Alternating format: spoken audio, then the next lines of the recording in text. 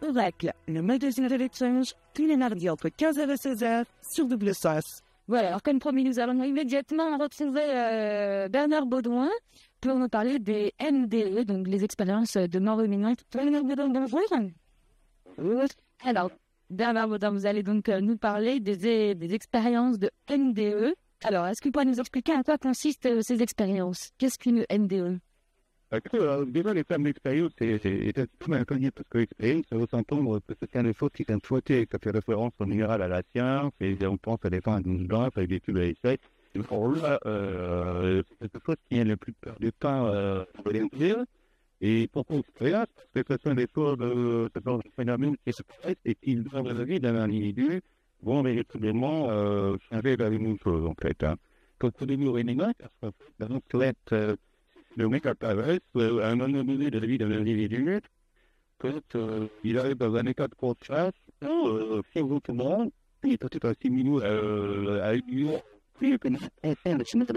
en fait, en réalité, il y a quelque chose de D'accord, est-ce qu'on peut parler d'une séparation du corps et de l'esprit à ce moment-là? Voilà, c'est tout ce qui peut être peut-être. Il faudrait déjà savoir qu'il y a... il peut y avoir plusieurs sortes de NDE, soit ça peut être effectivement des NDE qui sont tatoués, de suite qui sont à volonté, donc oui, quand l'individu dans un état de conscience particulier, quand il a signifié véritablement, puisqu'il peut avoir la sensation que c'est dans une sanité habituelle en fait, et qui après donc va pouvoir se résulter dans l'accident, dans le biophysique, de tomber dans le coma, de faire un accident vasculaire ou quelque chose comme ça. Et on a les NDE qui, comme ça, effectivement, inférieur, qui lui va chercher d'une manière particulière à parvenir à un état de conscience modifié, soit par des exercices de respiration, soit par du yoga, soit par l'universation de cacao, des choses comme ça. Une série de faire, c'est de type, évidemment, d'une dissociation qui va exister entre ce que l'on appelle mental et la part physique de l'individu. Et justement, quand on est dans cet état, pourrait-on que l'on tombe dans ce type d'expérience? Déjà, il faut savoir que c'est pas quelque chose qui est un pas peut-être revient un peu plus, parce qu'effectivement, les saturations se réveillent un peu. C'est quelque chose qui est c'est quelque chose qui est toujours la même chose. Peut-être un parallèle, plus tard qu'aussi, les grands mystiques. Avec un certain nombre de cas, de phénomènes de petit dans cette situation-là. Et il faut savoir que effectivement, c'est des composantes qui sont très différentes, si vous voulez, à savoir que un corps amoureux, c'est quelque chose qui comporte un certain nombre d'étapes, si vous voulez. Donc, c'est considéré que il y a beaucoup plus de mieux qu'on peut passer à tout ça. Donc, on découvre aujourd'hui cette appellation et les phénomènes qu'elle recouvre.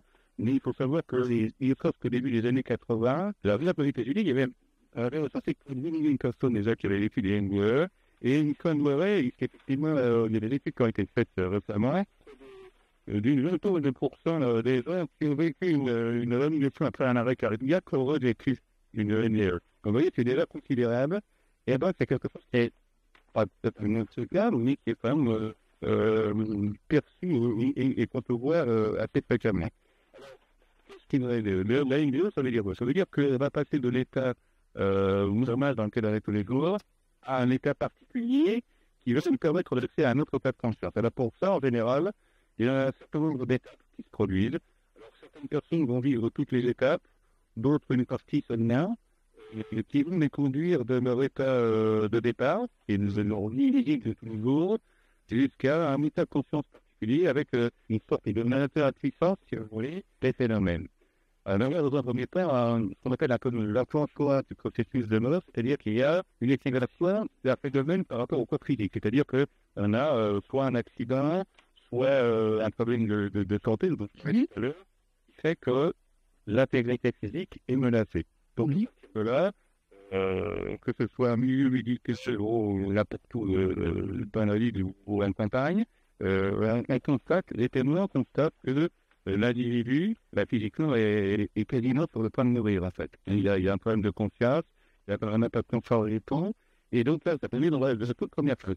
Il faut savoir, par contre, que le suivant, lui, n'est pas du tout dans cet état d'esprit-là. C'est-à-dire que l'initié, lui, alors que tout le monde est affolé autour de lui, va avoir une conscience entière de ce qui se passe.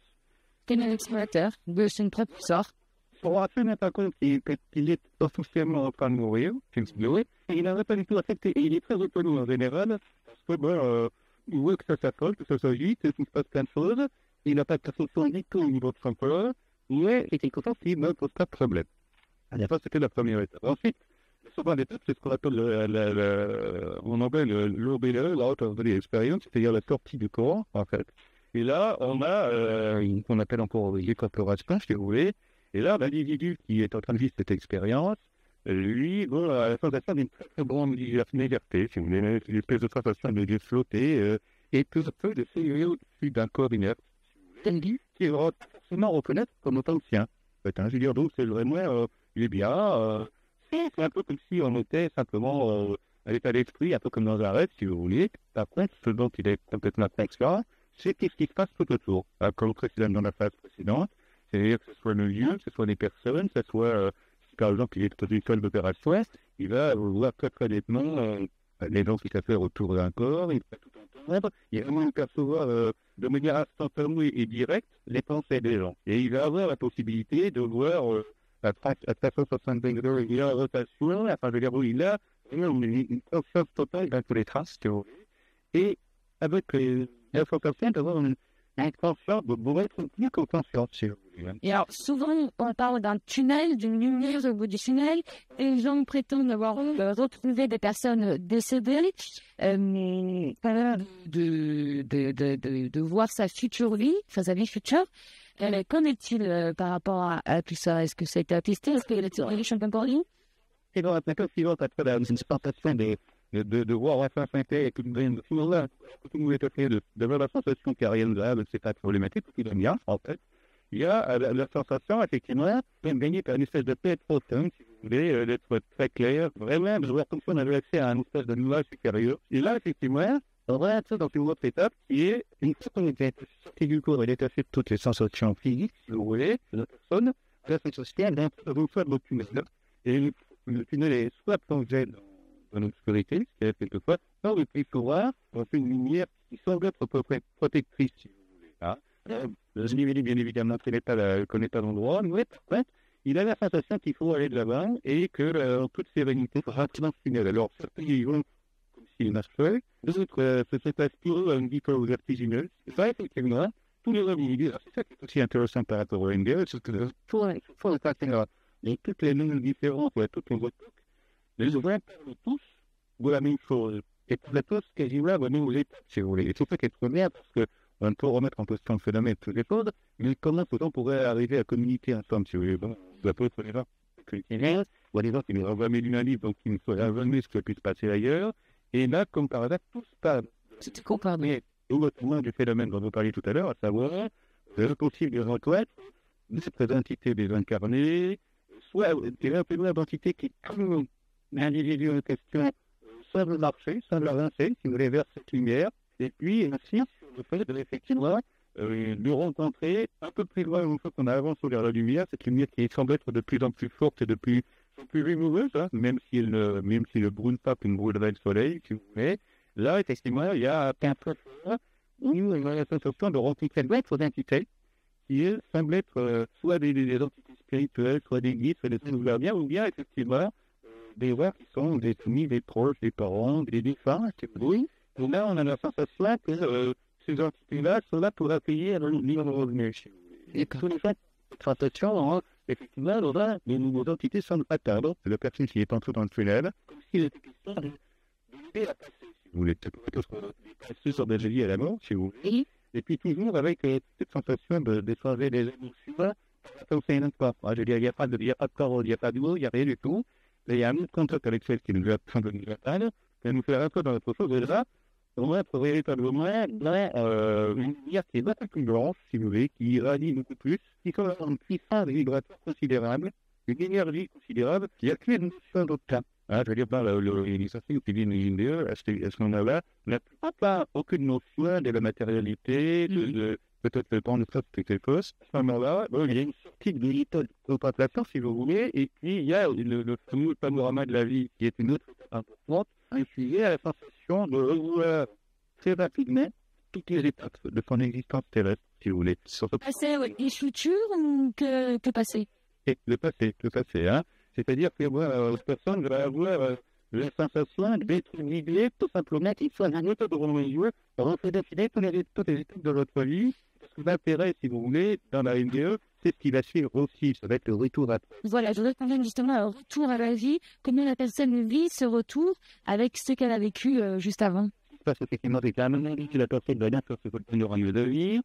Et ça, en gros, effectivement, parfois, et les conséquences de tout ce qui a été fait, de tout ce qui a été pensé, disons, ça y est, s'intéresse. Et après, effectivement, on va arriver à un stade. Non, effectivement, il y a ces formes de prix de mieux retour, si vous voulez, où effectivement, bah là, dans les temporales, on verra, c'est un moment de passer de l'autre côté, même si la manière de voir l'unité de passer, parce qu'il est tout ma voix, c'est la force, c'est ma risque, c'est ma fusionnelle avec la lumière, qui doit continuer, et en fait, comme il faut comprendre qu'il y a encore des choses à faire, il faut oublier, et donc, il y a l'intégration des courants, et qui se fait de manière plus ou moins difficile et plus ou moins douloureuse, et puis après, vous avez la suite, effectivement, l'après NDE, qui lui, là, c'est le débat, parce que les gens, bien évidemment, reviennent très remués de ce qu'ils ont vécu. Dans la plupart des cas, les gens n'étaient parler parce qu'ils vont avoir peur d'être pris pour des fous. Et on a effectivement des gens qui vont, pendant des années ou des dizaines d'années, ne jamais en parler. Et c'est ça, c'est là quelque chose qui est totalement différent. Il va falloir le temps d'intégrer ce changement qui va la lignée prévision du monde et qui va nous permettre d'être différents, d'être à l'écoute bien plus des autres individus. Voilà, mais en tout cas, nous sentons la passion qui vous anime par rapport à ce sujet, Bernard Baudouin. Je rappelle à tous nos auditeurs que vous êtes donc l'auteur du livre Les NDE, Expérience d'après-mort, paru donc en 2006 aux éditions de Yeki. Voilà, merci beaucoup Bernard Baudouin. Merci à vous. Et passez une agréable journée. À très bientôt, au revoir.